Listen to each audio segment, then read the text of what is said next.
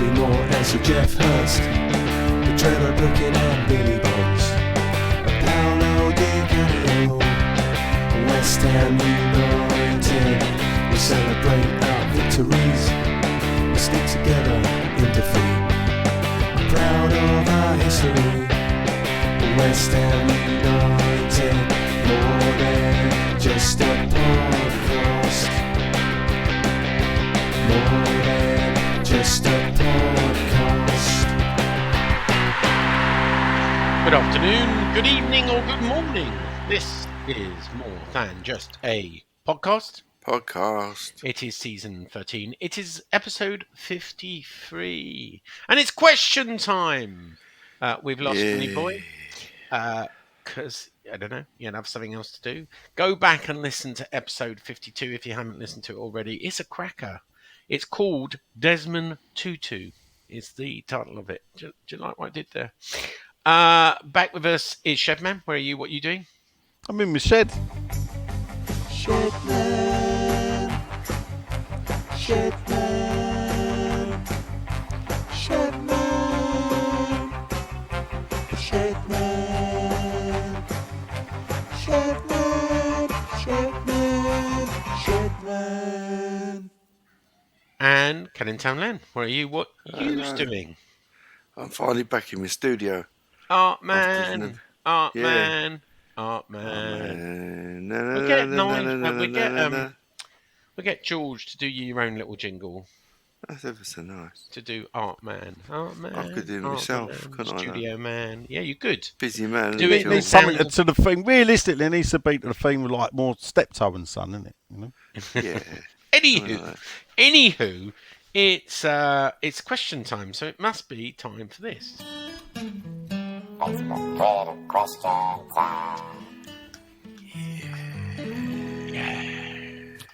It's Facebook, Twitter question time, where you, the 8 listeners, get to ask us questions. And do you know what? Yay. This is weird, right? I met 8 of our listeners at the game.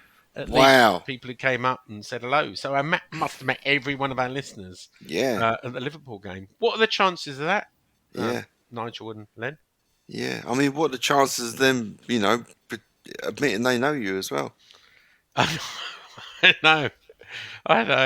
Obviously, I would say slim, but I wouldn't slim. want to like. Oh, I like it. I wouldn't I like really, yeah, like dig you out.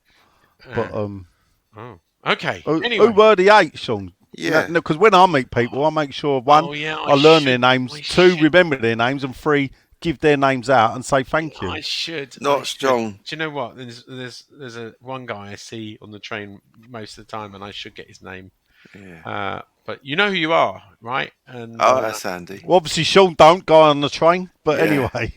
yeah, I will. I'll make a point of getting everyone's names to go. Oh, Too late now. do the podcast. It'll never happen again. All 8 listeners. He's Yeah, just I going to be, oh yeah, the man on the train. Anywho. What trains he get on, Sean? DLR, is it? I get on the DLR, which is the favoured train of Jack Sullivan. Always gets on the DLR, by the way, from Pudding Mill Lane. Then I get on the Of course, you know what DLR stands for, Sean, don't you? Docklands Light Railway. Oh, well done. There you go. And then I get on the Jubilee line, usually at Canary Wharf. But the other day, it stopped at Popular. Popular. Popular. By the way, go off at tangent already.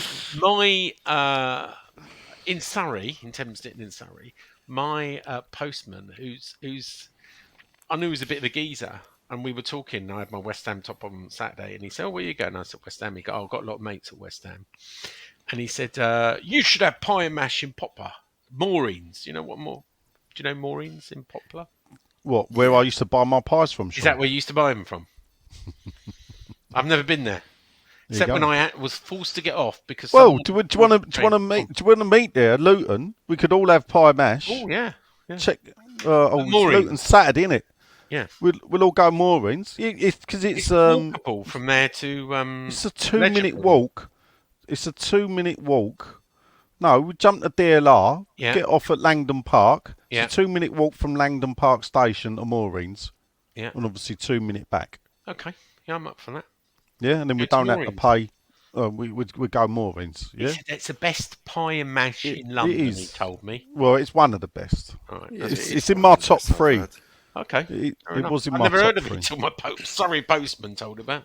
Oh right. Yeah. Okay. I didn't tell him that. They actually sell claret and blue Maureen's pie mash T-shirts. Do they? Because I might have to get one for him. they're big West Ham fans. Yeah. So even though it's in Millwall.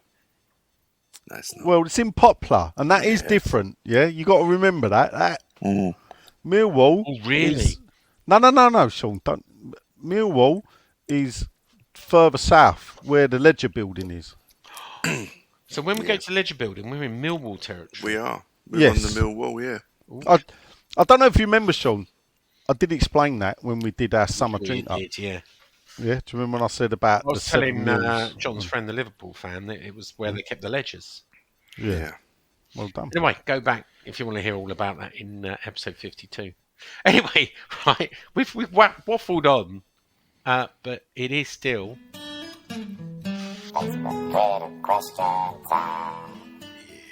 Yeah. Facebook, Twitter question time, where you, the 8 listeners, get to ask us, the 3 remaining presenters, stuff. What did you ask Nigel this week? Well, it's Facebook, Twitter, and direct messages to Nigel. Oh, of course, direct messages. So I like to get them out of the way, mainly because generally sometimes I do forget when people do it. So Adam Leatherbarra, but the wheel fell off. Oh no! He's piped up. He's being greedy. He's chucked a couple in. Oh, Hi, mate. Hope all is well. It is, thank you, Ed. Question for the pod. He says, we may have answered this, though, in a previous episode, Sean. You may be able to help me out. With the Premier League approving the vote 16-3 in favour, one club abstaining, for the new spending cap rules called anchoring. yeah. Could you please enlighten us on what this means? Cheers. So anchoring is taking the lowest broadcast fee, which in the case of Southampton last year was 104 million from broadcast, and giving it a multiple of 5. Now, it could be a multiple of 6 or 4.5. There's some debate. And that is the maximum. So think of that a limit of what you can spend on wages, transfers, and agent fees. Now, if it's 104, right? And what did he say? Did he say 6 or 5? He said, what are you talking about, 6 or 5? The anchoring. So which Didn't say. He said didn't. anchoring. So let's just do it on 5. That's 520 million, right? No one spent that, except for Chelsea. Maybe they spent 500 and something million, but none of the others spend that. So that's what anchoring means. It will mean probably in the current levels of spending, it will mean fuck all. Actually, Adam, You probably got that wrong, Sean. I reckon. I haven't got it wrong. Have you not? Well, it only happened today, innit? When's it come in? 2025, 2026. So, All right. So So not there's next season, there's no spending limit. The Moyes will be long gone by then. Anyway, or will he? one other thing. Yeah, he will. Who is the bigger West Ham legend?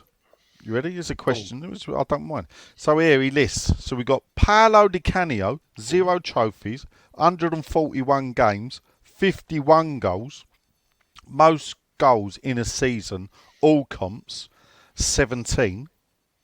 Or Gerard Bowen, asterisk so far, 1 trophy, 200 games, 60 goals, most goals in a season in all comps, 20 to be continued. So who is the bigger West Ham legend? It's a rubbish word, legend. But you go first. It is Nigel. a rubbish word. Well, I'll go first, and this is how I'll do it. I would say at the moment, Di Canio is a bigger West Ham legend than Bowen. Once Bowen retires, I think we may alter that. But obviously, each legends are personal to people. For me, Di Canio's the most skillful player to ever wear the shirt. He did more with a ball than Bowen did, and he put bums on seats as well as got you up out of them. Lenny boy. Yeah. Well, it's kind of the same answer as Nigel, really. But I do have a problem with the word legend. No one Yeah, well, needs to I'm be going to called argue that neither of them are legends, so it's Yeah, not. It's a maybe. stupid question. What, Di Canio's not a legend? No, he's not a legend. It doesn't matter, is it? He's not a legend. He was a character and he was a skillful footballer. The word is overused. Is Phil Bobby Parks a Moore, legend? Lee Bonds Yes. were legends. I Yeah, don't you think see. Di Canio stayed enough to be a legend. And as you say, all right, so let me Do you know ask what? I'd actually Mark- put Tevez down as a legend. Oh, God. Really? What? Yeah, and all for 9 games, to Wow. be fair. Wow, a legend. Yeah. You're just overusing the leg end. I don't think Monica. so. There's a lot of go Well, called right, heroes. is Mark Noble a legend? No. No, why not? Well, he he's- don't don't know how to like treat him. people, does he? Well, I knew you would say that. Well, you asked. I Is answered. Trevor This is Brooking a all legend? over. He works out Is his Trevor own. Brooking as a player? Yes. Is Alan Devonshire a legend? Oh, undoubtedly, greatest Is ever Phil signing. Parks a legend? Yes.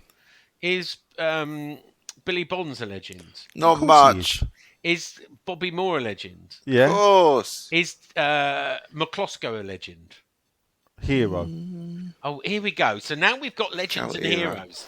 Oh, Yeah. here we go. I'd love to know what the. Do you know what? I would love to know what the criteria is for legends. Well, you wouldn't, because and you a won't be able to criterion answer for it now. hero. It's all bollocks. Maybe. All right. But it's Move unique on, to then. each individual person. I think it is. Your legends and heroes will be different than mine. Yeah, You idolise Tony Cottee. I did idolise Tony. There you Cottee. go. Yeah. But would I call him a legend? Would you not? To me, he is, but I'm not sure anyone else would see it that way. I think a lot of people would. I think a lot of people. I would do think. agree with you, though. It's too early. For Bowen. Bowen, a Yeah, legend. definitely. But he's done very well to score On the right track, isn't he? 16 goals. Definitely. I think for me. And I to think- marry Danny Dyer, I mean, that doesn't Well, he ain't actually make married her. legend. Did he not marry her? No. Still married, I think, Nigel. Not might be to wrong. up. No, I think legends. You can't be a legend really for me until you retire. I mean, the one that'll be tough will be Declan Rice. Oh, yes, is he a legend? I think Nah. he will be once he retires. Is Rio Ferdinand a legend? Nah. Hero. Is Frank Lampard a legend? a Senior very or naughty Senior boy. junior? and junior. Senior, yes. Junior? Nah. I don't get it. Move on. Yeah. Well, you Don't think ask the he should be question then? I think, this is why I come down to the criteria. Are we looking at what they achieved in their career when starting at West Ham, or are we just being very Well, why don't focused? you tell us what you think the criteria is then, Sean, and then we can. I think Adam's got a slight point. You've got to look at what they achieved. So, did they achieve any It's more than a silverware slight point, or really. awards? That's the whole point. Did they? How many games did they play for West Ham? What did they do? Did they, if they're a goalkeeper, how many clean sheets did they give? If they're a goal scorer, how many goals did they score? There's so many factors. But remember when Nigel did his manager formula? I think you've got to create a formula for legend and hero for this to be Blimey. actually. If you thought my manager formula was complicated, Christ, how are you going to do this? how would you do a legends I know formula? it would be Just difficult, don't but maybe that's No, Right. I wouldn't even attempt it because, Yeah. as I said, for me, very personal. legends are personal. Yeah, there you go. I still think the club needs to have a proper Hall of Fame, but one day maybe I think I'll just bloody do it. I think fuck it, I'll just do it. And I've be done painted with it. all legends. So, well, I'm not sure you painted all of them. There's loads more. Vic What am I Watson missing? should be a legend. Oh, Vic Watson, I have painted him, funny enough. Len Golden, No, I ain't painted Len. Sid King. Yeah. Was he the one who maybe, drank acid? But, Well, we've done this, Sean. I'll just educate you. Actually, what I was disappointed with, which hardly anyone saw, because I didn't do it until past 11, is I found something in my collection that was a bona fide. I've wrote an article about it that will go up this week. A piece It of was paper. like- Was it like it looked like a certificate of incorporation? Well, yeah. What it is that Was it on Twitter? It's no. It was a part of the show last night. All right. Okay. That I discussed with Nick. So basically, I found in my possession a share certificate, All right. and the share certificate belonged to Edward William Child, and I've researched him. 47 Lucas Avenue. He bought 2 shares, and he bought them in 1904. Okay. And I've got the original share certificate with the signatures of Sid King, the chairman Grisdale, and director who's George Fundell. So, and I've researched the life, well, so what I could of who Edward William Child was to try to explain that. And who When was West Ham, he was just a school teacher that lived in Upton Park. Oh.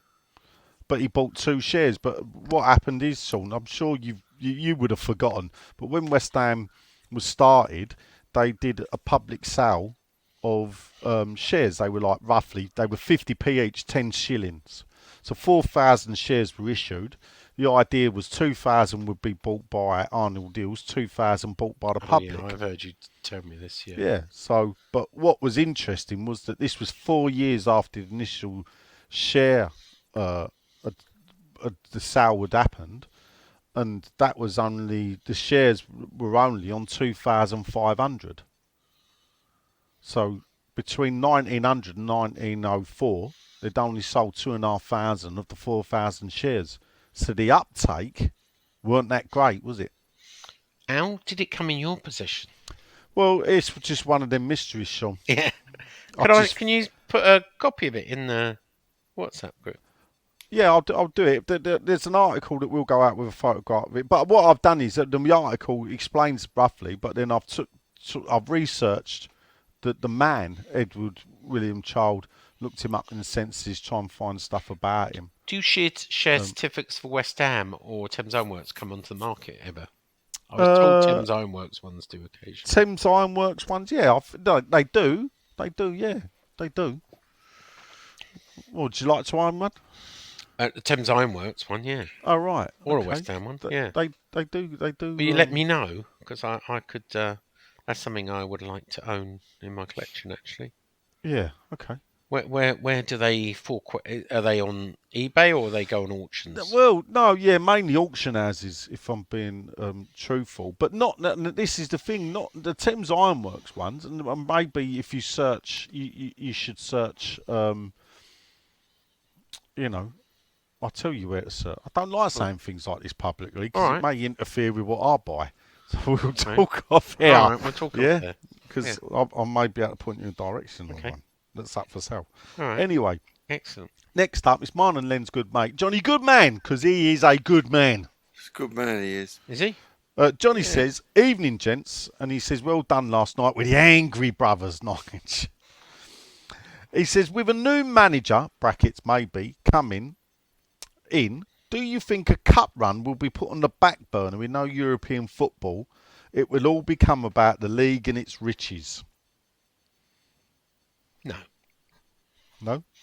No, if a new manager comes in, without the distraction of Europe, one would think we'd have a bigger go at the League Cup or the FA Cup. Okay. Wouldn't you? Well, we don't try to go at them competitions. But we got you. I mean, without being, we're used to now playing 2 games a week with Europe. It's not as foreign as it once was to us just to play. One of the things I didn't get to put across is that in the 4 full seasons that Moyes has been manager, his best season was when we had no European football. Yeah. Oh, Moyes in. Yeah. So Moyes in. Just that I never got that chance to put that across. Good point. Well made. But anyway, John does finish. Remember, then we've got to play golf with him this summer. Yeah, right. So we'll sort it out, and I'll sort out me and you start and have a twilight in the next couple of weeks. He says, I'm the deputy head keeper at Stockbrook. I'm also part of the matchday pitch team at the London Stadium. Brady out.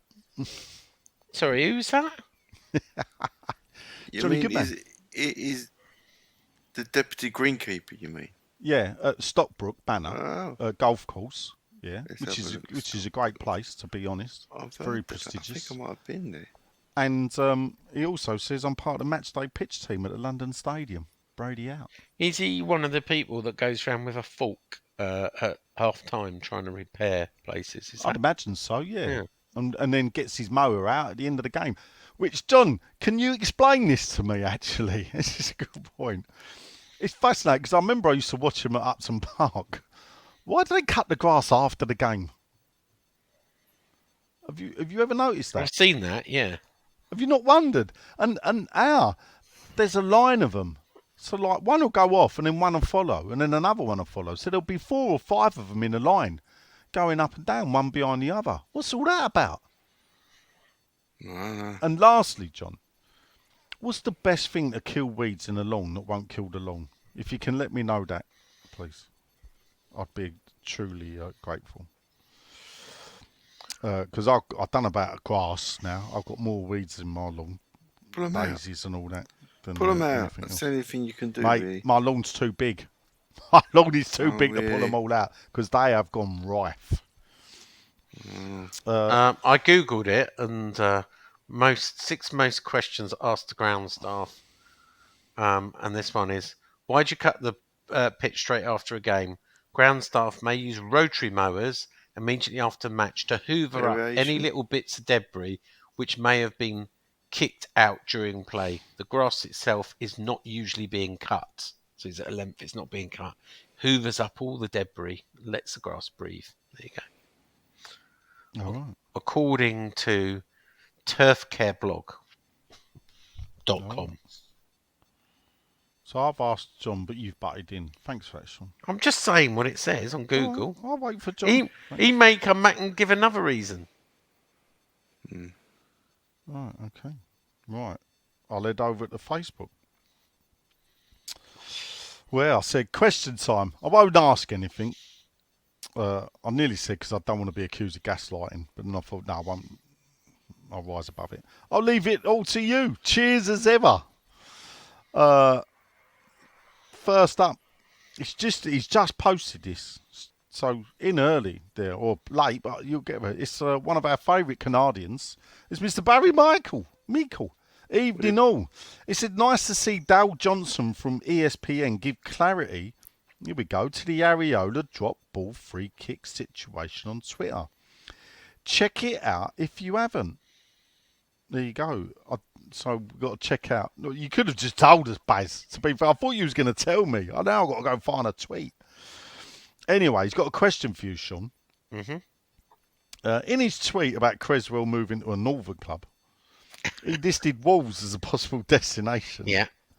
What map was he looking at? Everyone out. Well, us Southerners, Everyone out. right? As I explained, Watford Gap, which is around Midlands area, is usually seen as a divide between north and south. Is it? So for me, Watford Gap, which is not at Watford, by the way, it's sort of Northampton. Milton Keynes kind of way. Anything north of that is regarded as north to me. All right.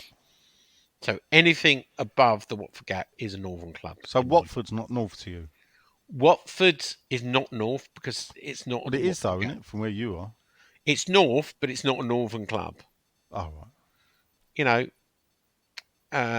but yeah, we don't do the Midlands stuff. I know Wolves is probably classed as a Midlands club to some. Classed as a Midlands club? Some people call it that. Oh, what do other people call it then?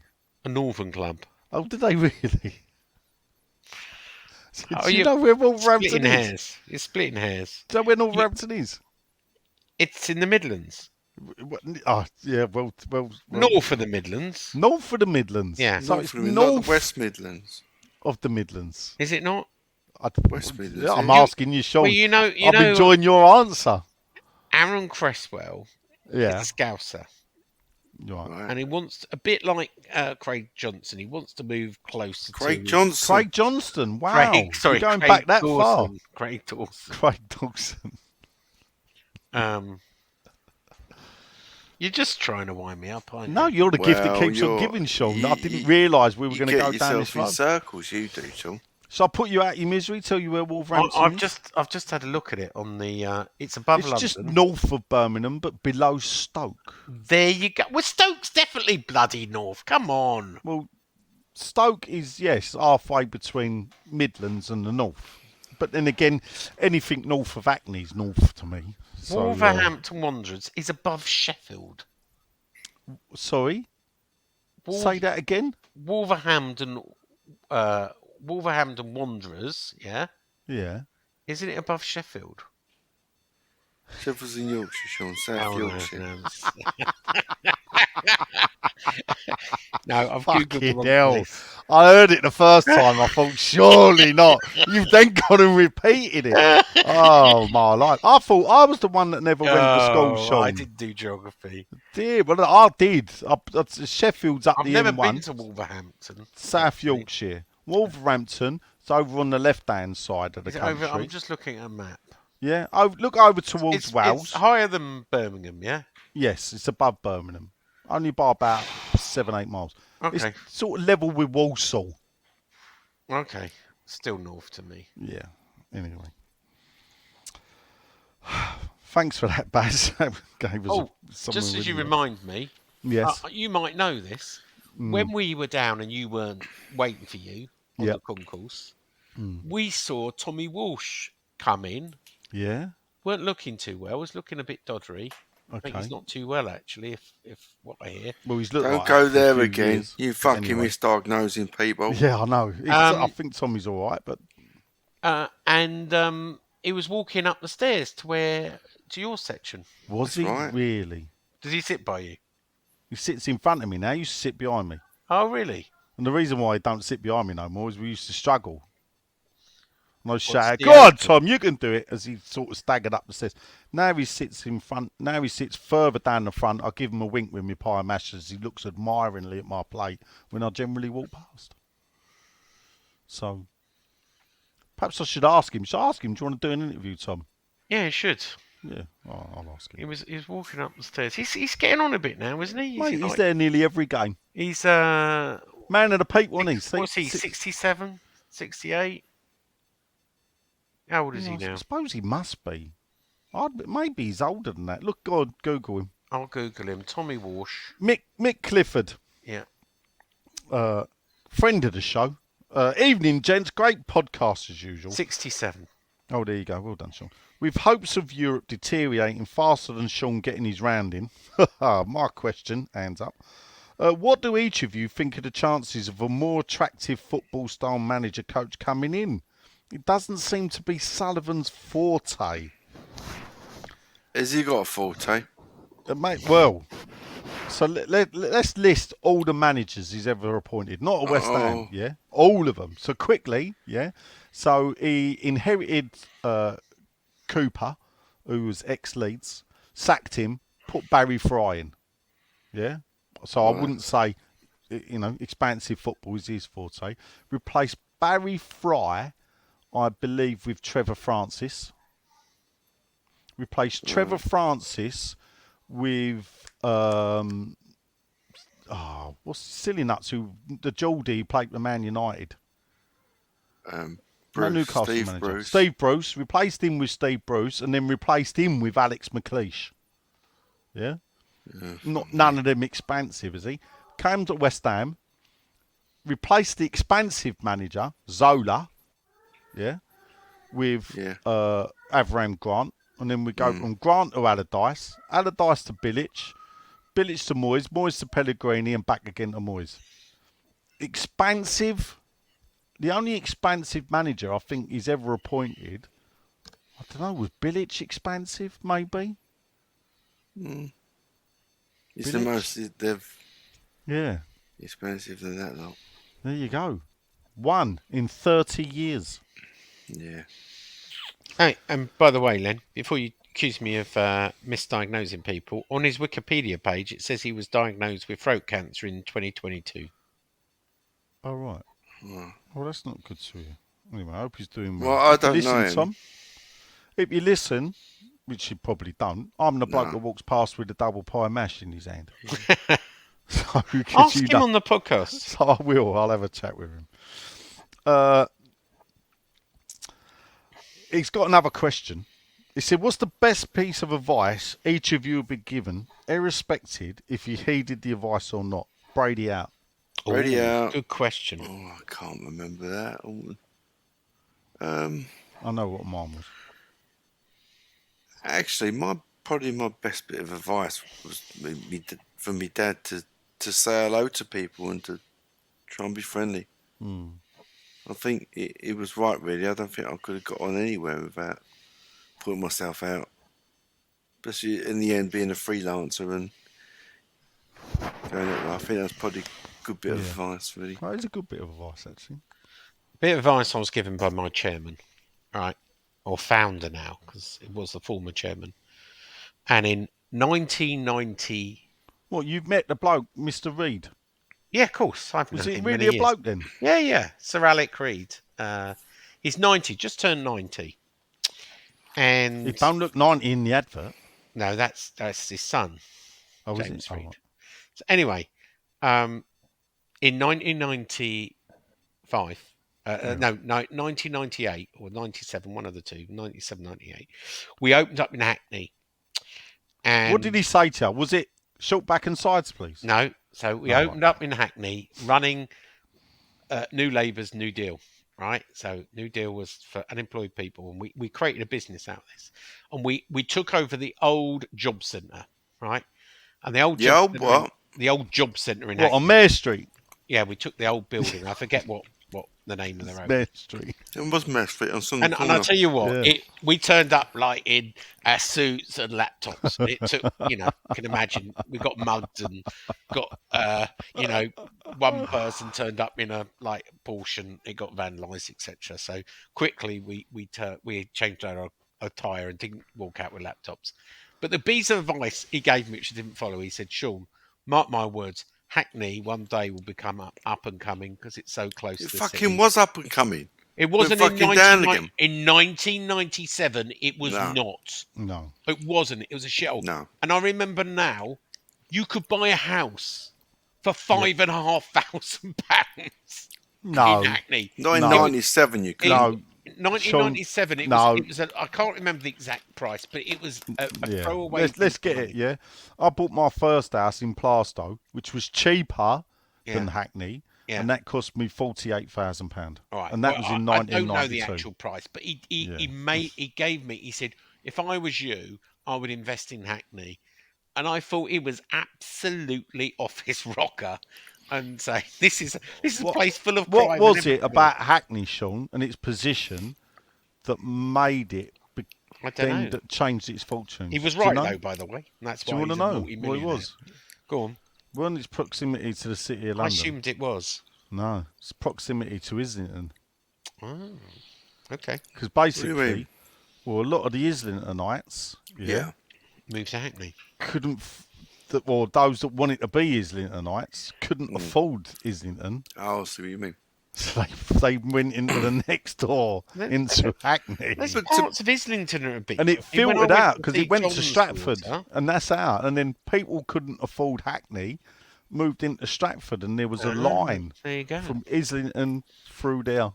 So I would have made a lot of money if I'd have bought a few houses. I don't know the actual money, but it was a small amount of money compared to the rest of the market in 26 years ago, 27 years ago. Well, one big regret I had was, I used to repossess houses as a locksmith. In 1991, I used to do 15 to 18 a week, all over the country. Yeah. And I remember going to Brighton, and we spent a day in Brighton. We repossessed 3 flats, and we could have bought those flats for 15 grand. Wow. In Brighton. And you we were just talking to the bloke, and you think, and it was a bit of a shithole part of Brighton, but it was right down by the beachfront. Yeah, Brighton was an absolute tip in the late 80s, early 90s. Yeah, there you go. But my best bit of advice was by my granddad. Go on. Which was what? Get a trade, son. don't work in an office. Oh. And that's... And now you work in an office. Well, hold up, yeah, but what he said was, you will always have work if you've got a trade. You will never be unemployed. And apart from the times I've been self-unemployed, yeah, where I've chosen to be unemployed, he was right. Never been unemployed. Anyway, this isn't an advice podcast. No, it's not. No. But Thank you, Mick. I've just asked one quick question. He's reminded me, a locksmith question, if you may. Yes. Fucking hell. I've got a Woolworths home safe where I can't get it open, right, anymore.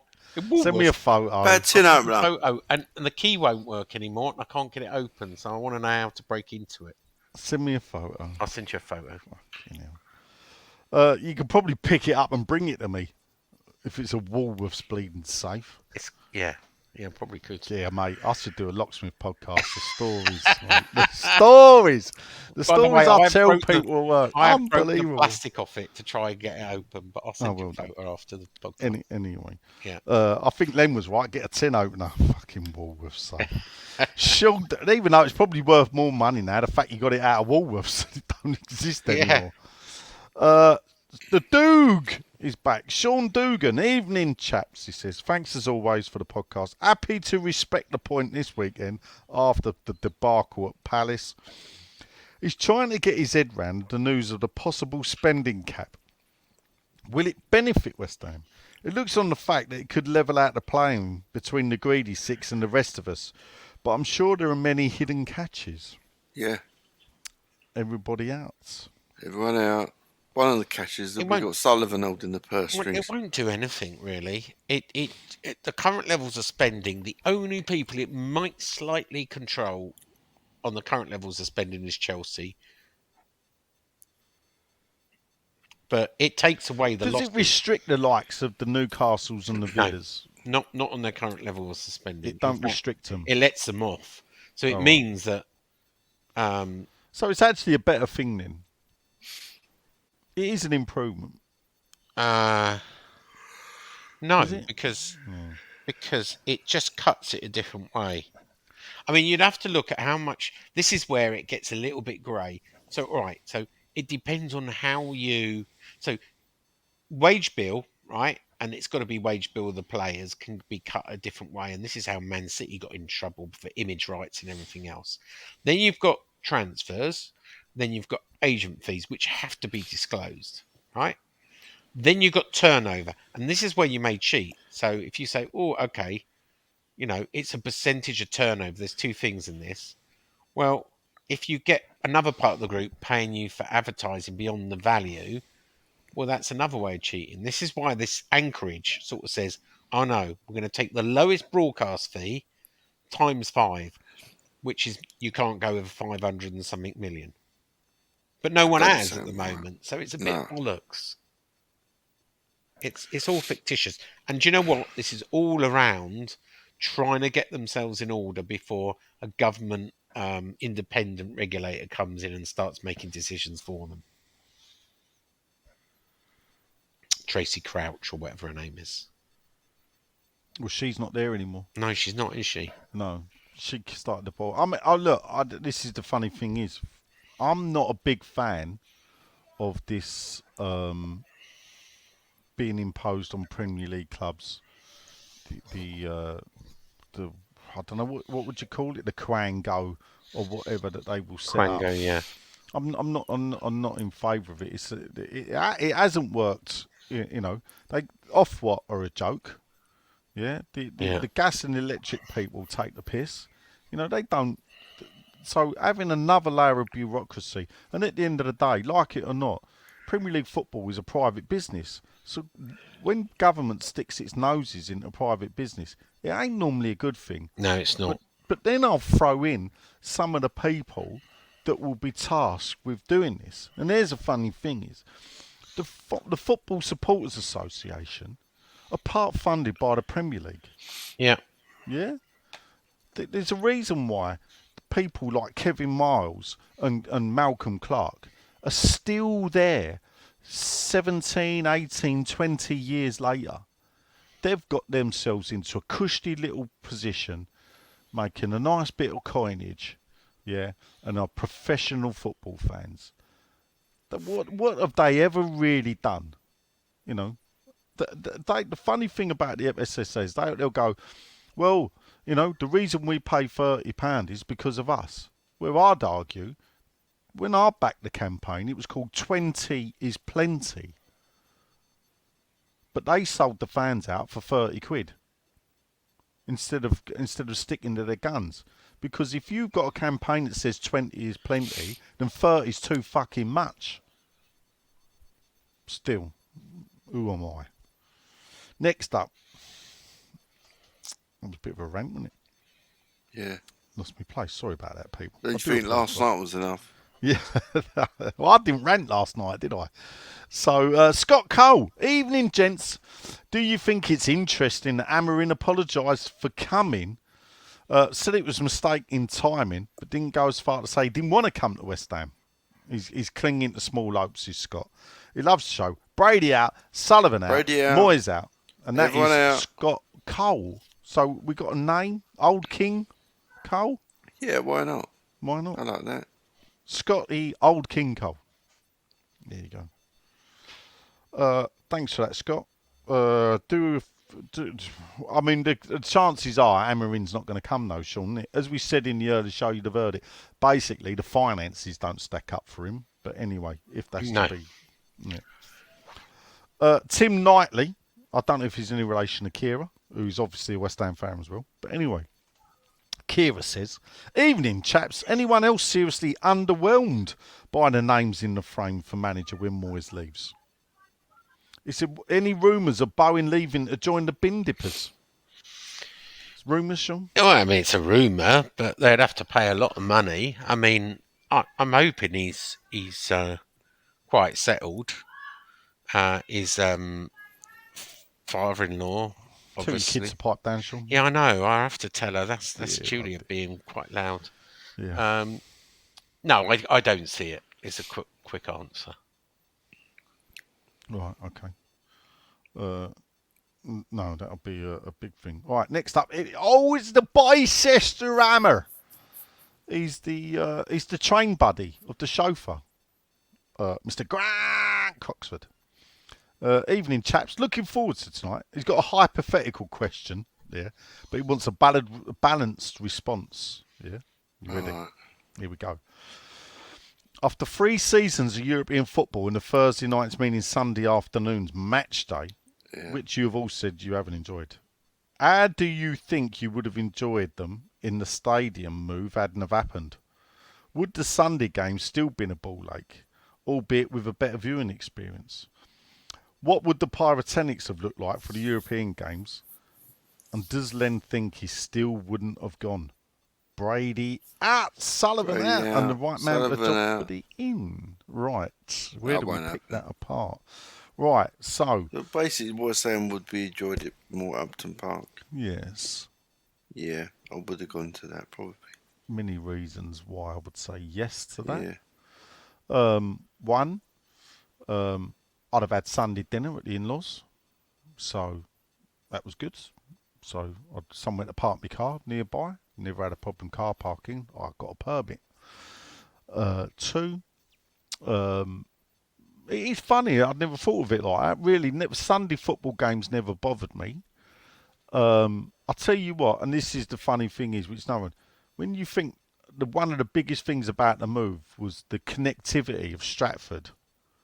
I'll tell you now, it was a damn sight easier to get away from Upton Park than it was Stratford of a night game. Damn sight easier. Yeah, why?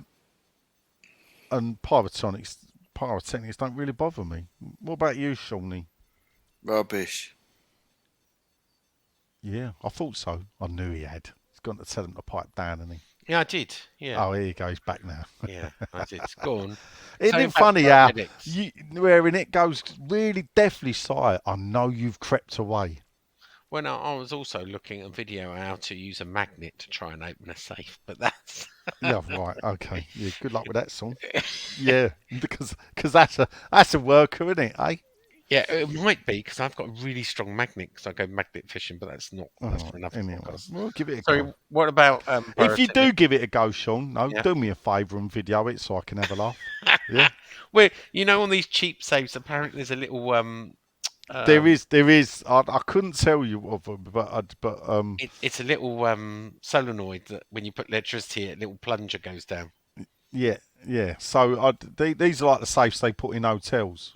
Yeah, exactly. So I used to have to sometimes I worked for a bloke that had the contract for a London hotel that was by Tower of London. And the reason why I like to use me was obviously I only lived about a 20-minute drive from there, so I could get there quick. And the amount of times the safes locked up, but obviously the only time the people realised was when they wanted to catch a flight and needed their passports out the safe. But yeah, that was good. There you go. Not from Woolworths though. No, not from Woolworths. Sunday at Upton Park, Sean. Yeah. Would you have enjoyed it more than Sunday at London Stadium? Well, I quite enjoy my Sundays at London Stadium. So you're asking. And we'll move on. Kent Irons is next. Evening all, says Kent. I don't know. Is this his first comment with us, Kent Irons? No, I think he's done one before. Oh, well, Clark, Kent anyway, goes on and says, evening all. How many players do you think we need in the summer? Here we go. He thinks 8. Too many. If Moyes leaves and we get a progressive younger manager, I think that number may be 5 plus 3 youth team players being promoted. Moyes out. Oh, Kent's Moyes out. There you go. Moyes out.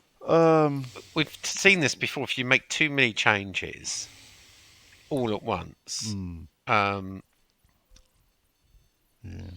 don't want to lose the genesis. I mean, all right, so you might lose a Paquetá. You might. Yeah. But you wouldn't want to sell Kudus, Bowen, or any of our other first teamers. You've got to replace Ben Johnson, who's a squad player. You've got to replace Aaron Crespo, who's a squad player. Yeah. Flynn Downs might come back, of course, and you've got to replace O'Bonna probably. A good. Probably a Gerd as well. Oh, yeah. right. So you're already at 4. Our ladder list is climbing, Sean, isn't it? Yeah, but not 8 is my point. I think there's. I think the old. My webbed feet master, well, a friend there. I don't know. I think it's a difficult one because when you start to bear down on it, that there could be that just to stand still, we're going to need 5. Yeah. And so how much money is there to spend? One story I saw was like 130, 150 million. Hard to find that hard to believe. So people have got misunderstood. There is a lot of money available because of the way that Declan Rice money all gets linked from an FFP point of view. But cash is another thing. So where does the cash come from? So we got about 30 million from the European run. Yeah. We get our second. We'll get a second tranche of the Declan Rice money, but I don't see it being 100 and something. I see it being about 60 plus whatever we get for Paquetá, which could turn into 140. So if we get 85 and we don't want to sell him on the cheap, and you put the other 60, then it does turn into 145, but only if 85 of it comes from Paquetá. Oh, well, let's hope it does then.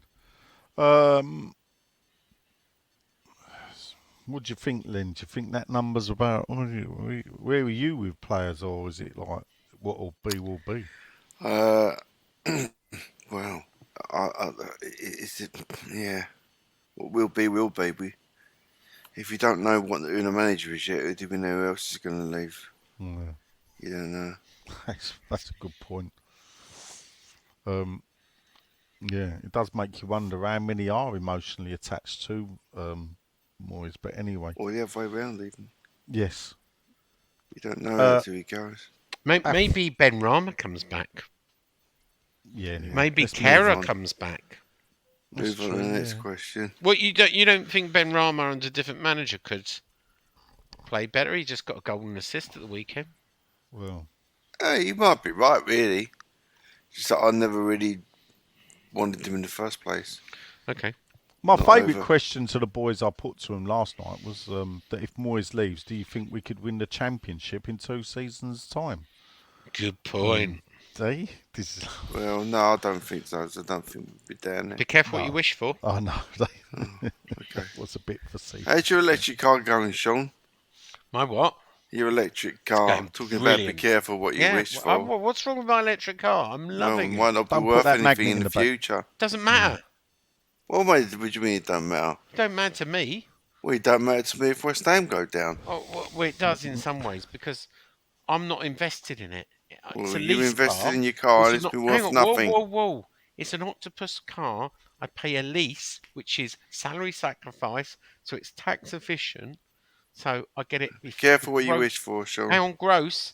And at the end of 3 years, right, I can just give my car back. The residual value is a problem for octopus cars and not for me. Who's Octopus Cars? Octopus Cars are the Octopus Energy Company. They run Octopus EV cars where they lease cars to companies. Oh, do they? Oh. But you'd have no car then, Sean. So be careful what you wish for. It's the And biggest then you got to buy another salary. car. It's the biggest salary sacrifice. So you can, because of it's got a very low tax threshold as a company benefit. You can get. I get my insurance, my maintenance, my tyres, and including a lot of my charging, all rolled into one monthly fee that comes out before I'm taxed. Can't go wrong there, Nigel. You should look at it. Your company. Yeah, I don't think they'll like to look at that. We don't cost. It makes them money because they don't. They have to pay less NI to their employees. So I actually really save wish them I money. never asked this. You asked. I'll have a look at it. What car you got then? Who? Oh, Tesla, isn't it? Tesla. Yeah. Oh, right.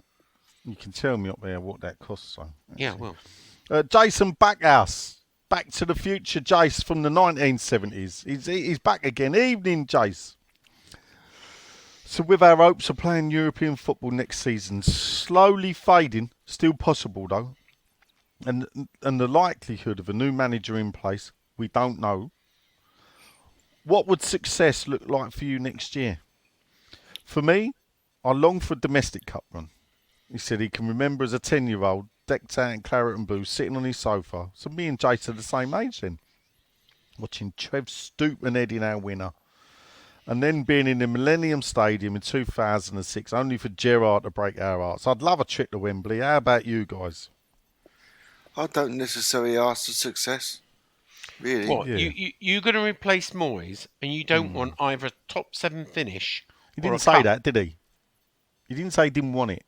What did he say? I didn't say the top 7 finish was success either. Yeah. What qualification for Europe? You know. If 7 are going to get in it, Sean, do you know what I mean? It's not. Well, it could have been 8 if we'd have got the extra place. This is what I mean. You can't. It'll be interesting to see with Villa if they win the Conference League.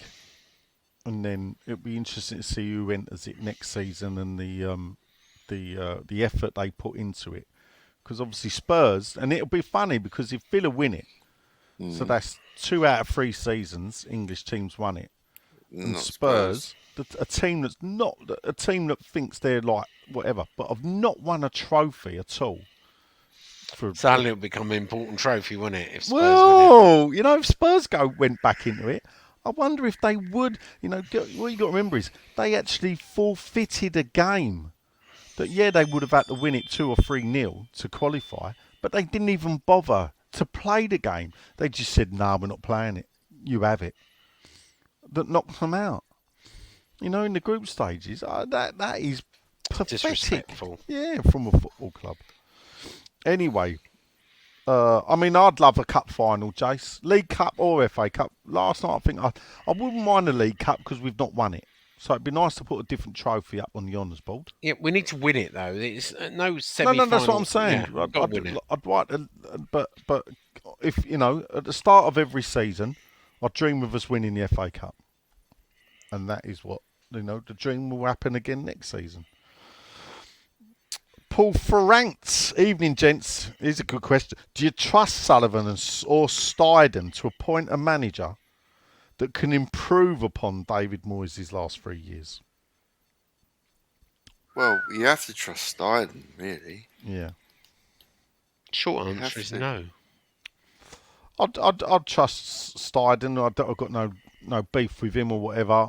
You'd have heard me list recently every managerial appointment David Sullivan's football clubs have ever made, and it's not really the most salubrious list in football, is it? No, he's to get not you great. excited.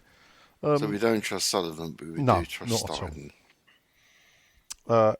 Richard Kemp, the Colonel. Evening, chaps, he says. With many pundits believing Bowen won't make the England Euro squad, do the pod believe this may leave him looking for a new team? He said he seems very settled, but missing out after such a great season going to hurt. Brady out. I think we covered this on a previous question, and we said no. We don't see him going to Liverpool. He'd go to the Euros, wouldn't he? I think so. He said something different. I think it would be very... One thing in his favour. You ready? Squad. Go on. Yeah. 26 players this time, not 23. I thought you were going to say he's shagging Danny Dyer. No. Oh. And he's on fire. He's on fire. Yeah. No, 26 players, not 23. So therefore, that's an extra defender, an extra midfielder, and an extra forward.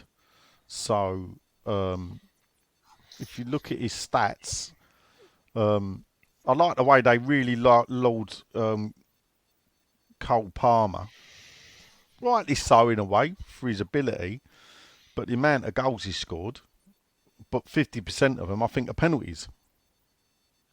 So Bowen don't take our penalties, does he? No. He has taken some. We I think he took one or two, Sean. That's all. Yeah. So there is that. Next up, Ted Sexton. Uncle Ted, how you doing, Ted? I will reply. I've just read your email. I'll drop you a line tonight or in the morning, depending on what time we finish. Evening, gents, says Ted. Evening, Ted. One choice only. What player would each of you like to brought to us for a new season? He thought Match of the Day showed their anti-West Ham bias this weekend. Did they show it? Yeah, because they said nothing about West Ham, just about Liverpool. And he enjoyed Nigel with his wooden mixing spoon last night. Thank you very much, Ted. So let's do one player each, different player to the other person. One player you'd like to bring to us next season. Within reason. I said last week. What? Conor Gallagher. Conor Gallagher. Oh, yeah, I think that's perfectly reasonable. Go on then. Dominic Solanke. Reasonable. Yeah, Solanke, yeah. So, blimey. That leaves me. Actually, I'll tell you what I think we could do with, and that is a new centre-back. Yeah. And do you know what? I don't know whether he'd come or not. I'm not sure Dan Burn at Newcastle. Maybe we could entice him out. But I'd like to see a James Collins type of centre half. One that just fucking clears the ball. Don't fuck about. That's what I'd like to see. Do you know what? I'd even have Harry Maguire, strangely enough. I think he's a good defender. I'm not sure. Next up, it's our good friend, and I hope he's well. We had a text conversation. It's Mr. Ian Wiley, who as always gets our best wishes. Yeah. Hi lads, hope you're good. He said he's got a quick question. Go on. He said, right, here we go. It's rumoured we're interested in one of Steiden's picks, Wesley Gesova from Corinthians. That's it. That's okay. After having already failed with an initial bid, it said we've offered €18 million to sign him. Plays down the left from what I hear, and he's rumoured to be similar to Kudus. Do any of you know anything about this guy? No. Does Sean have any news on this one? I can tell you what I know. Go on. I know that he plays for Corinthians and that we've had a failed bid already, and apparently the rumour is we've offered 18 million to sign him.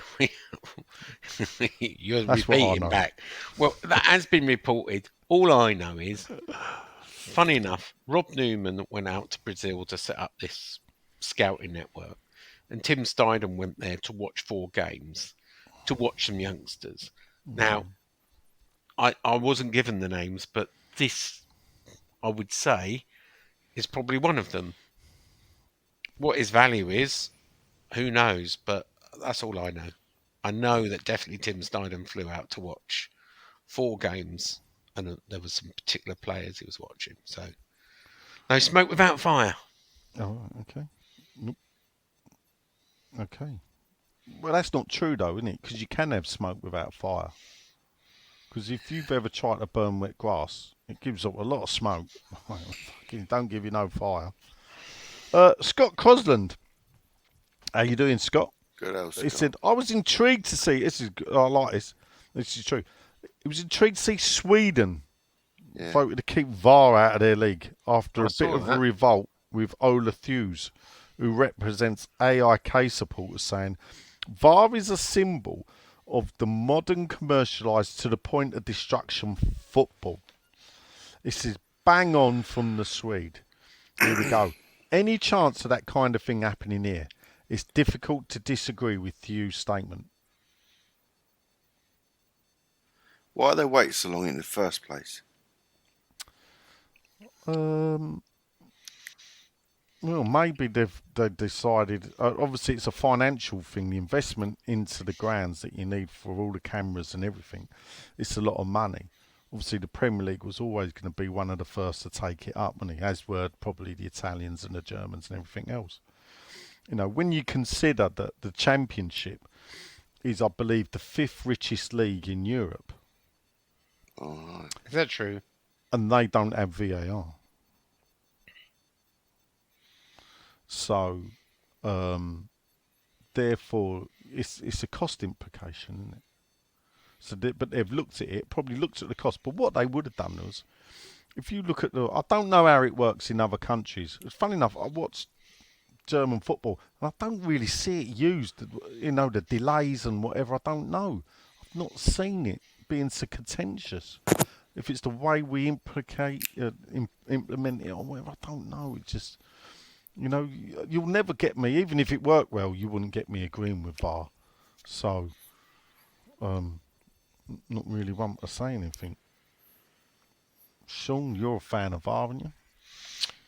I don't know if I am anymore. I was talking to, funny enough, a Newcastle fan saying, you know, was suggesting it's crooked, and I don't think it's crooked. I think there's some competence there, and they've taken a good idea and ruined it. And I think it needs to be modified. And I hate agreeing with you, but I like a really simple thing, which is if you can't decide in 30 seconds, the original decision stands. That, or just abolish it altogether and go back to, you know, well, the easy thing to do is referees making mistakes. You know, if after a first look, if you get the image up and first look you can't tell, stick with the decision. Yeah, done. Because if it's the type of offside that we thought it was going to be, which is the James Milner of Liverpool being 4 yards offside in front of the linesman, when he was standing in front of the linesman when he was offside, when the ball was played through to him, when Liverpool got a point against us at London Stadium all those years ago, it was supposed to stop those ones. But what it's been led to is his back heel level with the bloke's defender's shoulder. The shoulder's 10 yards away from the bloke's heel, and it's can we work out the exact time the ball's kicked? Well, I watched one the other day, a Chelsea. I think Stan Collymore tweeted out. It was a Chelsea Tottenham. 3 things happened. It took about 5-6 minutes for them to work out. They disallowed a goal, but then gave a penalty. So Chelsea scored. It was disallowed for offside, but in the build-up, there was 2 challenges, and one of them they deemed a penalty.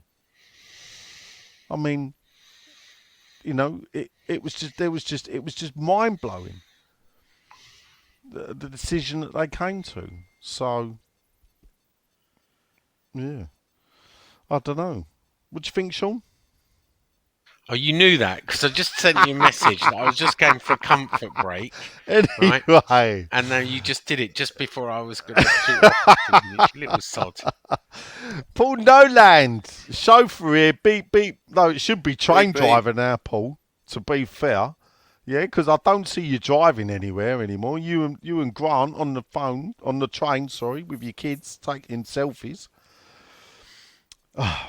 Do you think social media's had an adverse effect on football and technology in general? As everyone is an expert or has an opinion, or write dodgy articles just for likes? Sean. In the old days, we would have to read something in the paper. And we had to wait the match of the day of the big match or listen at the radio. One of the best games I listened to was the League Cup versus Coventry.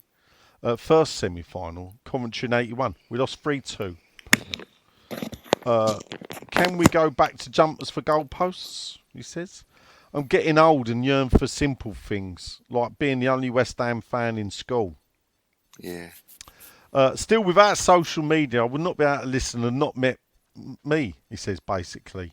One thing for sure, social media or not, we would still be run like a circus. Brady out. Brady out. I don't really think he's had an adverse effect on football. What? What do I? It dovetails with something, and something you said, that the more every week I think, fuck me, how right are you? And it was the bit about social media dovetails with the ability to watch the games now.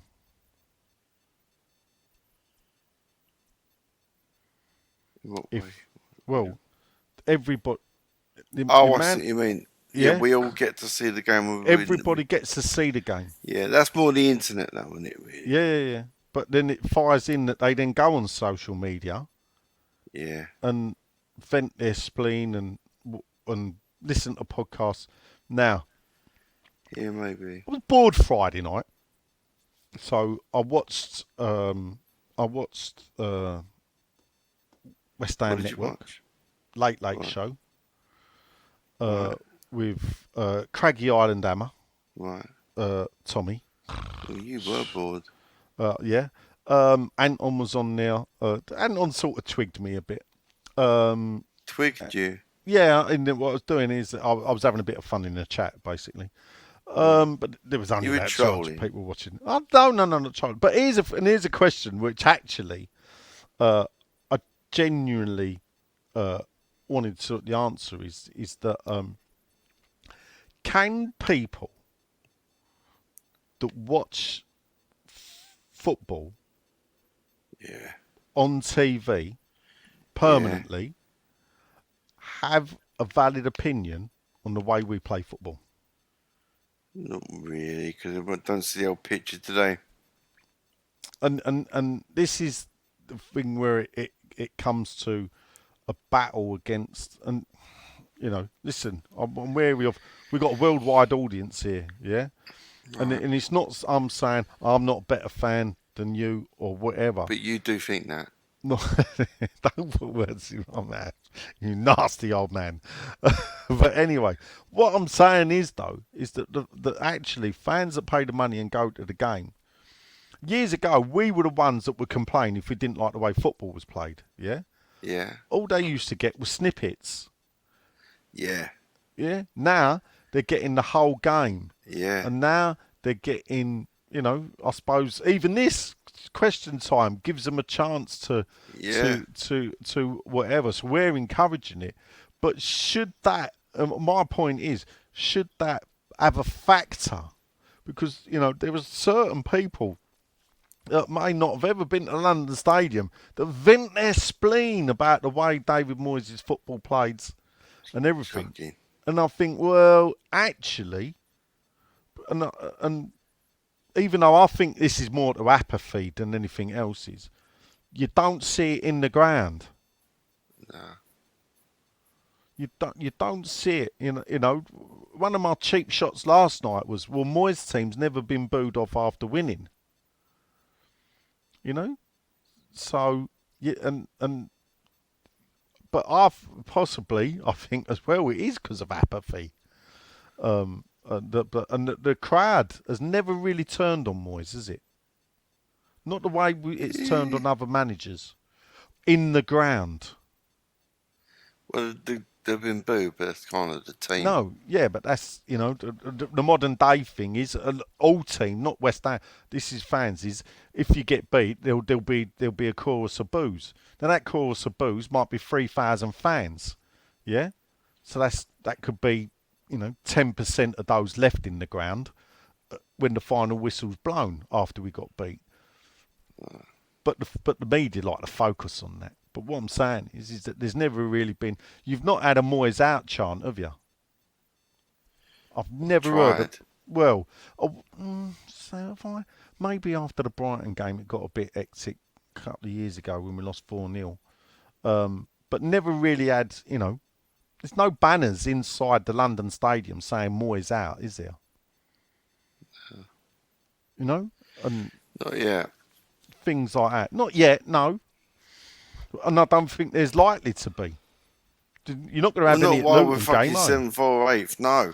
No, and that's the thing. So therefore, it won't be.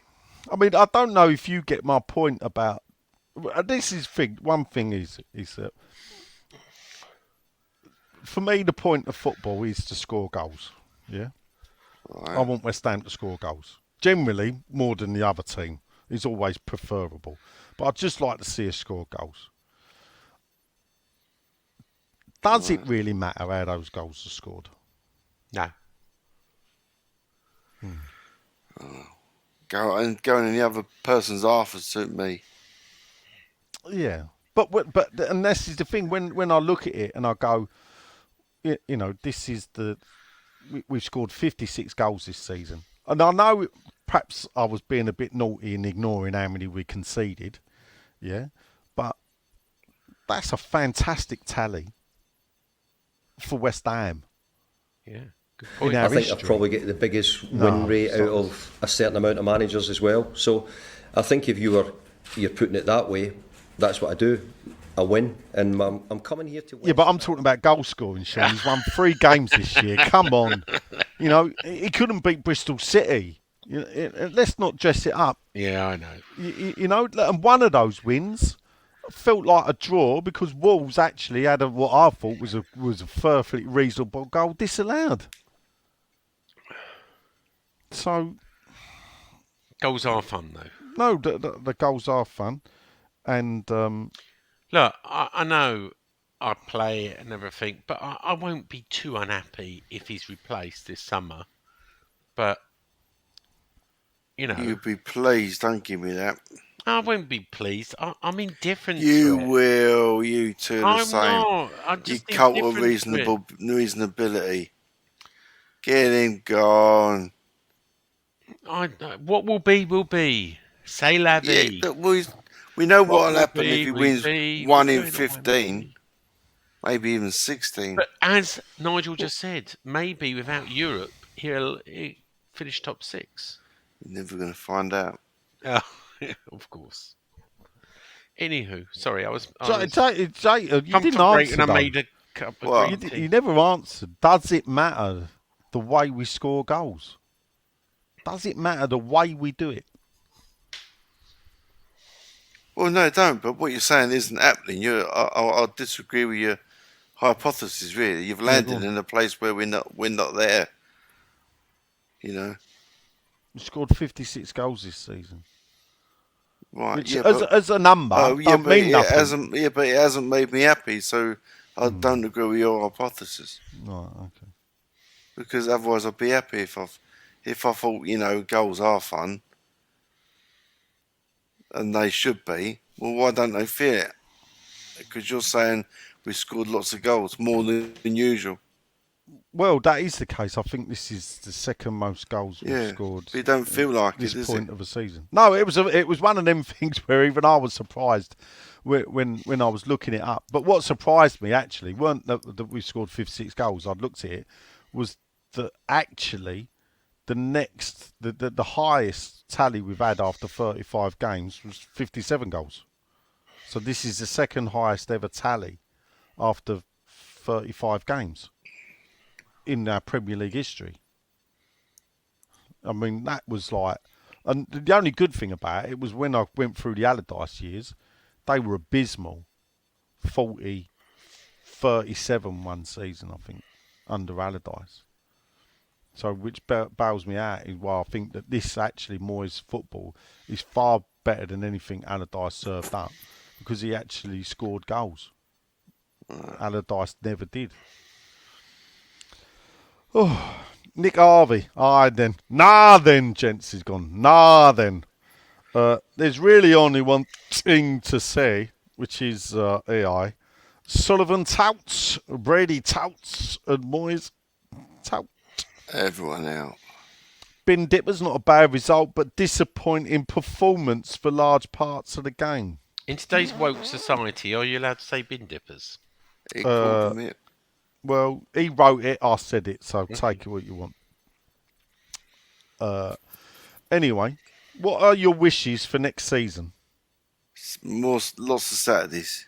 There you go. Saturday football. Do you know what? That is my wish. Yeah.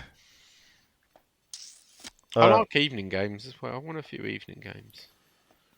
I like it. If we're going to have Saturday, if we're going to do Saturdays, less 12:30, more 8 o'clock. I did have a word with some of the spirit from Shankly boys before the game, saying about, and because they were saying about the Villa Chelsea game at 8 o'clock. I said, I'll tell you what, I'd rather have an 8 o'clock. Yeah, but you ain't got to get up to work in the morning, have you? So it don't matter. So you'd have a Saturday night out or whatever. It don't matter. But 12:30, you got to drag yourself out of bed. Like John, struggled to get home. Well, tough shit, isn't it? Ain't my fault. You picked this fucking team. I didn't ask you to. I was perfectly happy with fucking when everybody just walks up the barking road. But anyway, I've helped you with your article. I've just tweeted out a link to your article. Nigel Carr makes the case for David Moyes to stay with a link to your article on 6.2. Thank you very much. You're welcome. Did you not tweet out? Hold up. Did you not tweet out Andy's article? Tomorrow. Just to be fair. Tomorrow. Right, for a bit of balance. A bit of balance tomorrow. But and wrote an article about why Moyes should go. Yeah. Because 6'2" really does believe in balance. Yeah. So I'm going to leave that till tomorrow. Let's whip them into a frenzy on the to stay first. Okay, we'll see. One for Sean. Is there now a waiting list for managerial appointments to be seen at Birchall Mansion? It's not a waiting list. It's a contingency list. Do you not get... Stay on message. Come on, Nigel. Come on, stay on message. Sorry, contingency. Anyway, which of you would have offered Creswell a 1-year deal? Nah. Well, a lot of people have said, I can't believe we offered him a 1-year deal in the first place. No. But, do you know, I made this point earlier, and I'm sure you know the answer to this. Do you know how old Ashley Young is? 37. It's 38. No, 38. There you go. It was 37 at one point. Yeah, it was. Last year. 38. I think he's about to turn, I don't know, 39 soon. That's how it works, you know. Ian Gravitt says, just proves how out of touch the Spiv midget is. Are we allowed to say that? I think I just did. Liverpool have identified their new manager, has signed him up already, whereas Spiv midget is playing the same way he does with his transfer strategy. Have they signed him up? Sorry, I missed the official announcement on the website. I think they've agreed. Have they? Has Arne Slot come out and announced it? No. What they've agreed is they've agreed a package with Feyenoord. Really? Feyenoord have said that officially, or Liverpool have said that? Or, No. Or are you just quoting speculation in the papers? I'm quoting the claret and booze of the Liverpool world. Yeah, exactly. You've had the right fall at you lot. Evening, gents. Ian says, after listening to the podcast last week regarding the search for a new manager, not happy that if all else fails, the Moyes will be offered a new deal. Doesn't say a lot for the supposed ambition of the oldest little spiv-dwarf gobshite. Am I allowed to say that, Sean? Nope. All right, well, I just did. To be honest, will we attract any manager? No. Nope. Knowing that the old slapper, I think that's Brady. Can I say that, Sean? You did. You say Brady, but you can't use the word spiv. Oh, right. I think that's what is that? A petty criminal? who deals in illicit black market goods. Is that what a Yes. spiv is? A word once used by an accountant to describe me. A spiv. A spiv. In fact, he actually Certainly put the word. not allowed. I mean, He actually put the word Cockney in front of it. dwarf is not allowed to be used. I mean, that's very heightist as well. Oh, right. And it's Gobshite. Gobshite. What's the meaning of that? What's the origin of gobshite? Well, it's someone that's mouthy. A stupid. Well, vulgar slang. Irish. It It's says vulgar. it comes from Ireland. Yeah. A stupid, foolish, or incompetent person. A gobshite. All right. But it's from Ireland. There you go. Gob. Oh. Obviously, mouth. Yeah. Shite. I think we got that one. Yeah. Well, thanks for that, Sean. Though odious little spiv dwarf gobshite, I think that's been said about you at times, Sean. To be honest, will we attract any manager or no? Yeah. With the slapper mentioning it in a column in the Scum, or Spiv Midget doing his usual gobbing up to the wrong people. I think that's you. Will the club ever reach greatness with those two parasites? Can we call them parasites? No. Yeah. No, right. Running the club. Here we go. In the 80s, we failed to invest after finishing third. There's a story there. Maybe not on the owners. But anyway, don't want to speak ill of Johnny Boy. Odious Spiv Midget. Are we not allowed to say? Can you stop writing that here? I'm not allowed to read that out, apparently. No, anyway, so I've lost my midget thread. is another word that you're not allowed Let to. me go back. The odious Spiv Midget is doing the same. Moyes wants a small squad. Well, there you go. That's why they're midgets. They're all small, aren't they? Simple reason, he doesn't know how to coach his bigger side, especially the younger ones. Spiv Midget and Moyes out. Harsh. There you go. Mark Hunter Wellies says, evening all, what a contrasting atmosphere from the Bayern game. I didn't know we'd played Munich, Mark. But anyway, I think he's talking about Leverkusen. Yeah, but they're not called Bayern, are they? Bayer. Exactly right. There was a time where it would be almost impossible to get a ticket for that game against them. I've said what a great header of the ball Antonio is. Have you? Oh, good. Good job it didn't fall to his feet. One home game left. I'm starting to look forward to the new dynamic team with a dynamic manager and new owners. He's got on a scale of 0-0. What do you think chances are? Having said that, he feels sorry for Moyes. Everyone else! On a scale of 0-0, I would say 0. All right, okay. Anyway, tonight's painting is... Yeah. You want to tell us? Well, it's Phil Parks. There you go, Phil Parks. Philip Benjamin Parks. Can I just say, is that picture of Phil taken from... Right. Do you know what I'm trying to... It's either the semi-final or the final. I believe it's do you know what? It looks like the semi-final. I was thinking semi-final, yeah. There's not a lot of reference of Big Phil. No. We went through this, didn't we? Oh. Everyone's agreeing with you. The first two comments, What? right, of your article, FPL Hammer says, I feel it's time for a change, but I certainly wouldn't be disappointed if he stayed on. The squad is going to look a lot different next season, regardless of who it is. Now, here's a big one. Ferrum Hammer, the mad person. Read this out, because I'll tell you why, Sean. Hold up. Fuck off, because that man blocked me years ago. He says, I agree with Nigel. Dear, oh dear. What? What have I done wrong? Nigel's a gaslighter. Agreed, Nigel. The first two comments have agreed with you, Nigel. I can't believe Ferrum Hammer's put that. Ferrum Hammer has put that. Dear, oh dear, the man blocked me ages ago. I'm sure the Clarence Boots boys will come in soon. Don't you worry. I look forward to that. Good evening, trust you all well. It be Richard Dodson. Here we go. Here we go. Oh no, here's another one. He's staying, isn't he, Andrew Billick? And then Tay, you know Tay W5, who we love Nigel, and he's put Oh fucking hell! I can't I'm coming believe the it. poster boy for the fucking youth. He's become the poster boy for Moyes in. Anyway, Gone down really well. I ain't happening.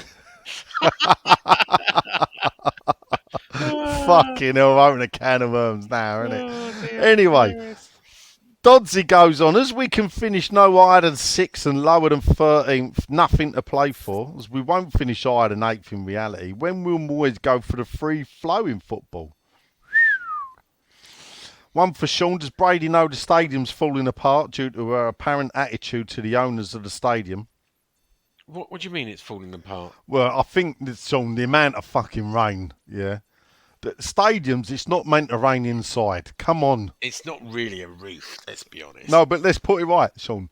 A roof is still supposed to be a roof. It's still supposed to keep the rain off your head when you're underneath it. Well, I think if he's talking about it getting wet in the stands, they're about to put a solar mesh in to generate electricity, and that will probably plug a lot of the gaps. It lasts for 10 years. Yeah, can I just point something out, Sean, yeah? The solar mesh might be no good when it's pissing with rain because there ain't no fucking sun, yeah? You need the sun. But at least it will plug the holes, the leaks in the roof. There you go. Right, so you say. He didn't ask how did I feel. £4 million of your money on it. Yeah. How did I feel last night on YouTube debate went? How do I feel last night on YouTube? Dodds, this is how I'll answer it. What debate? Anyway. There wasn't any debate. Why do you feel Lucas has become so poor in recent games? Because he wants out? Do you agree with me that on current form, I don't think Pep will buy him? Blimey. That's a worry. And last but very hypothetical, even though he can't spell it right, if we need to beat Man City on the last game of the season to secure Thursday, Sunday football and give Arsenal Declan the title, would you be happy to lose that game? Always. Brady out, and Sullivan as he continues to screw the cover. Right, this is a great question, right? Last game of the season. Yeah. We need to win. If we win, we get European football. Yeah. And winning enables Declan Rice to win the Premier League trophy. But we win nothing. Right. Right. What are you going to hope for? So what's the choices? Because I've got two answers. No, so the chances are... the choices? Right, so the chances are we win and get European football and let Declan win the trophy, or we lose and let Man City win the Premier League. Oh, piss off. Of course we'd want to get Europe and let... What's wrong with Declan Rice winning a Premier League trophy? No. Right, Jesus wept. All right. Len? I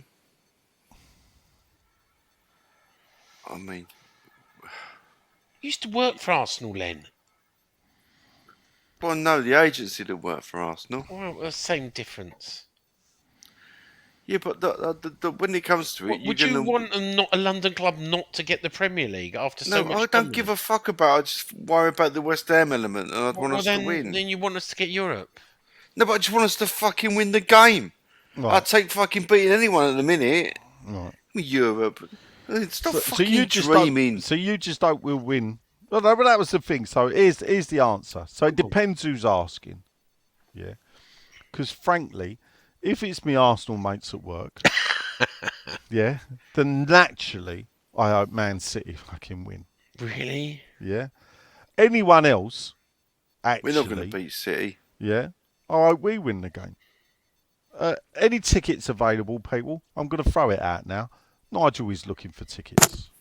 I thought you had them. For what? Well, I've applied Man City wants to go, didn't he? Yeah, You want to go to Man City? Yeah. I've applied for 2 in the ballot.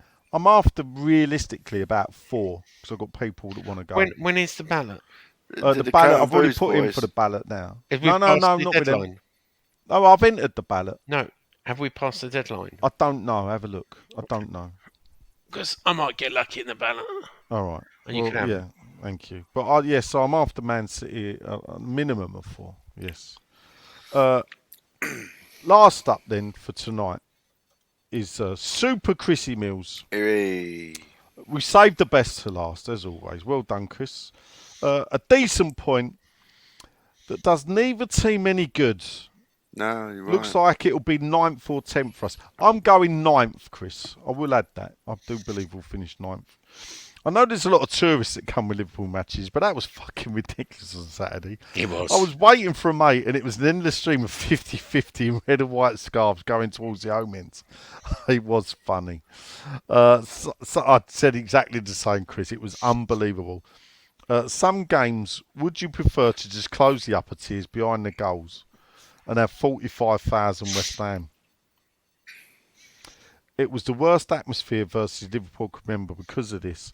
Do we really need to start ironing them out before something is done?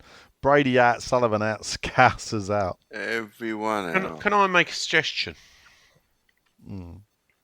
We keep a bit of the upper tier as a neutral area just for tourists. The problem is there, Sean, and this is Fulham the problem. did it, didn't they? Well, I don't know. They had a neutral end, Right. which was next to the away fans. But here's the problem, is that because season ticket holders dominated the way they sold tickets, that means the ground was just full of season ticket holders. So when they advertise them on Ticket Trader, they can only take the tickets that are available that are sold by that season ticket holder.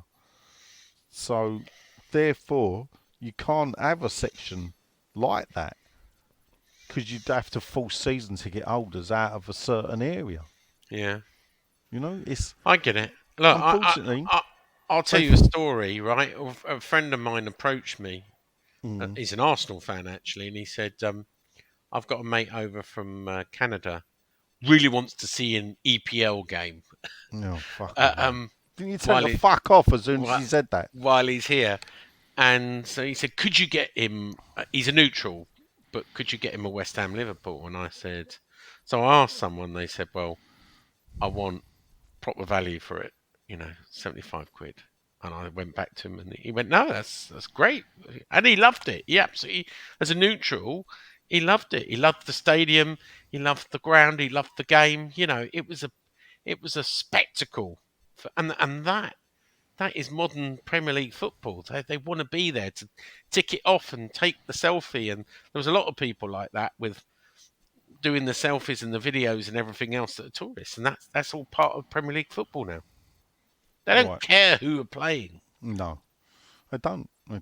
While you're yakking, a few latecomers, right? I'll whiz them quick, Martin Rose Sports, evening all.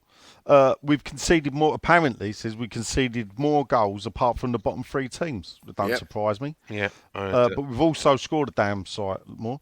Match of the day, never mentioned at all, nothing new. What's the latest on the new training ground, Sean? There isn't any. I mean, we're looking for other... land, but I don't think anything's been decided. Stuart Masters, evening all. West Oxon Hammery. Sean, have you managed to find out the answer to my question about WHO not giving tickets for troops, please? I didn't know there was a question. When was this? Yeah, it was the other day. We never found out about Oxon either. What's the question? The question is, there's a group called Tickets for Troops. Yeah.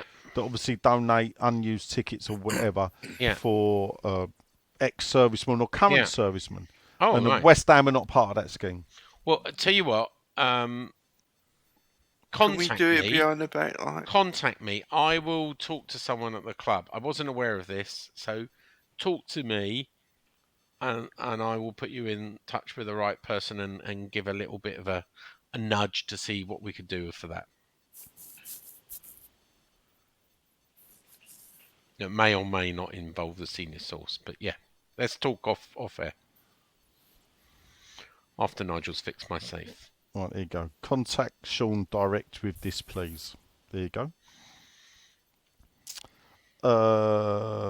West Oxon, I believe, is sort of like it's Oxfordshire Cotswolds. It's north. Why is it Oxon? Or is that the name for Oxfordshire? Maybe it is. Yeah. Oxon. Yeah. Sometimes just Ox. How many points quickly will we get from our last 3 games? Great pod. Best wishes, Stu. 3 points against Chelsea. 3 points against Luton.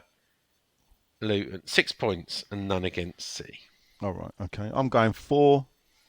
Lynn. 1. There you go. Go on, where'd you you miserable little sod. Miserable little sod. I ain't been fucking wrong lately, have I? All right, so what? You 1 out of fucking 13. What, we're going to draw against Luton? Chelsea. Oh, and lose against Lose to Luton. Yeah, they Let me give us ask the you right one bummy. question. Who's going to go down out of Luton and... who's going to join... Luton's going down, mate. You reckon Luton's going down? Yeah, but I'll tell you who could stay up. Who? Burnley. Right. And who will go down instead? Nottingham Forest. Okay. It's only out of 4 teams. Yeah, I know it is. Sheffield are gone. So it's out of 3 teams. Yeah, That's Sheffield it. are already gone. It's Sheffield Everton now. No, they're safe. They're mate. safe. They won 3 games in a week. You're having a laugh, aren't you? Yeah. Evening, gents, says Johnny Bish. We're Nigel, near the end. he says, Nigel, you were great entertainment last night at CMB, but I respectfully disagree with a lot of your points. He's got a question for me. Nigel, he says, why do you feel the need to try and justify any decision that clown Sullivan could make in keeping Moyes? Yeah. Especially when you despise GSB. Yeah. Maybe, John, it's because sometimes I am a man of the people and I do try and support the underdog. No, you don't. And that when I see like a lot of stick, apart from Sam Allardyce, because all that is perfectly valid. No, it's not. When you see the type of stick that the man gets, even from people that I do class as friends, and I do class Gary and Nick and John as friends. They Good class friends. you as a gaslighter. Well, whatever. They can cast me whatever. When we're walking around Canning Town doing a tour again soon, they can call me what they like. But anyway, Gaslighter. yeah, they. But anyway, Moyes in so the case for Moyes. It's a bloody good read. That I think the language used against him is over the top, and actually, depending on what you want from football, isn't it? The fact is, West Ham's never sacked a manager that has achieved what Moyes has achieved. That is the thing that I can't get my head round. You know? Yeah. He says, on a lighter note, with Potts and Downs having exceptional season in their respective loan clubs, what sort of impact can they have next season? Everybody out. Fantastic ones. What is Potts, right or left back? Don't ask me. I don't know. Right back, I think. For some reason, Clara I thought you were centre half because I remember him looking like Declan Rice. Not centre half, centre mid. All right. There's a new clip here. There's a website. There's a Twitter called Claret and Moobs that is put some clips out there. Nigel. Oh, right. Okay. Might be worth. All right. Jake Daniel says, were you surprised there were no centre-backs on the bench, not even a youth player? Brady out. Blimey, is that the case? There you go. Must be the case. That's from Jake, or Jack, as we like to call him. Jack Daniels. Brady out. That's about it, really. Good. Well, we'll be back next week. Chelsea at the weekend. We've done our predictions previously. I've been Sean. Len has been tired. And Nigel, a.k.a. Chefman, has been... teetotal. Oh, have you? What do you mean? What? Since when? Off the booze. Are you? Hey! For how long have you been teetotal? More than just a podcast. Gaslighter. Since last night. I bet you're not. More than just a podcast.